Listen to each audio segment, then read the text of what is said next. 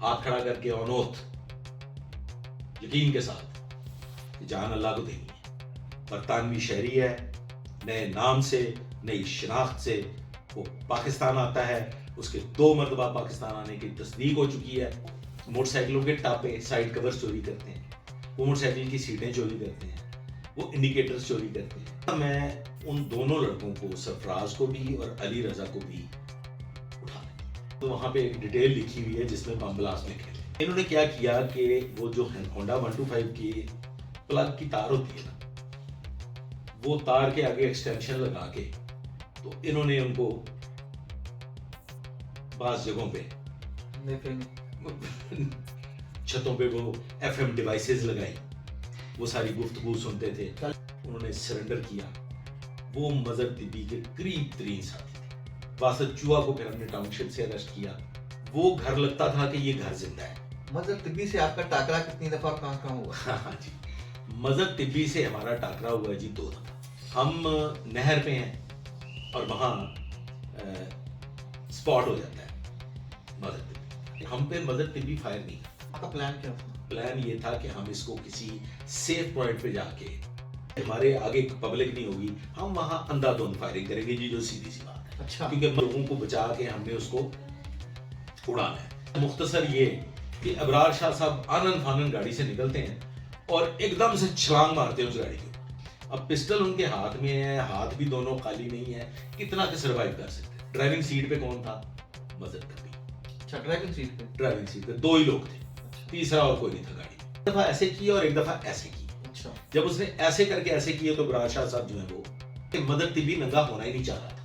مصدق احمد خان اس بام پہ لیٹ گئے اور انہوں نے اپنی جان دے دی. کہ گاڑی کے رائٹ شیشے میں سے اور لیفٹ شیشے میں سے، ایک فرنٹ سے اور ایک بیک سائڈ سے رائفلوں کے منہ باہر. کیونکہ مجھے یہ اندازہ تھا کہ گرنیڈ بھی آئیں گے سیدھے اور فائرنگ بھی ہوں گے، خون کی ہولی ہوگی. خان صاحب نے گاڑی کو رکنے کا اشارہ کیا، وہ گاڑی نہیں رکی تو خان صاحب نے پیچھے سے اس کے ٹائر پہ فائر مارا. وہ اکیلا نہیں ہوتا تھا سر، اچھا، ان گنت دوست تھیں اس کی. جس دن مظہر طبی کا انکاؤنٹر ہو رہا ہے، شاید وہ انکاؤنٹر جو ہے وہ ایس ایچ او ہنجروال ہمارے پیارے دوست شہید رانا فاروق نے کیا تھا. اور اس سارے کے سارے انکاؤنٹر کا جو مرکزی کردار ہے وہ ہے کرامت اللہ.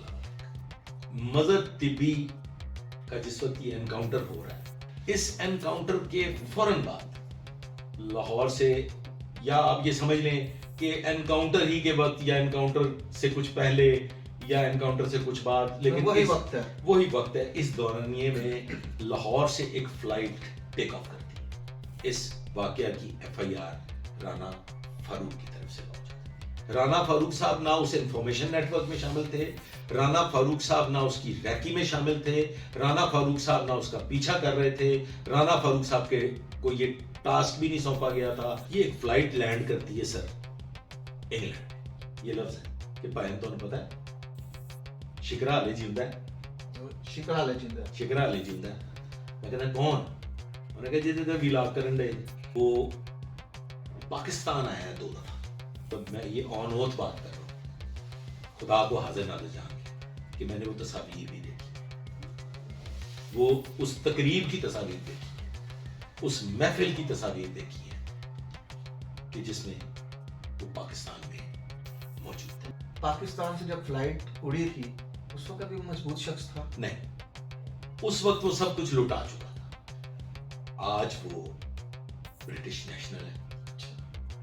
آج وہ اپنی شناخت تبدیل کر چکا ہے. آج وہ ایک نئے نام، ایک نئی زندگی کا آغاز کر چکا ہے. آج وہ بیرون ملک باقاعدہ ایک نیٹ ورک کا مالک ہے، نیٹ ورک ہے اس کا وہاں پہ، اور وہ وہاں پہ ایک عدد ریسٹورنٹ کا مالک ہے. لاہور کے ایک بڑے مشہور ترین، ایک بہترین 5 سٹار نہیں ہے لیکن ایلیٹ لیول کے ہوٹل میں وہ قیام کرتا ہے. جب وہ پاکستان آتا ہے تو آ کے جن حلقہ احباب میں اس کی ملاقاتیں ہوتی ہیں وہاں پہ وہ ایک لفظ کہتا ہے. یہ تھی مظہر طبی کی کہانی، اور یہ تھا وہ راز جو میں راز ہی رکھنا چاہتا تھا.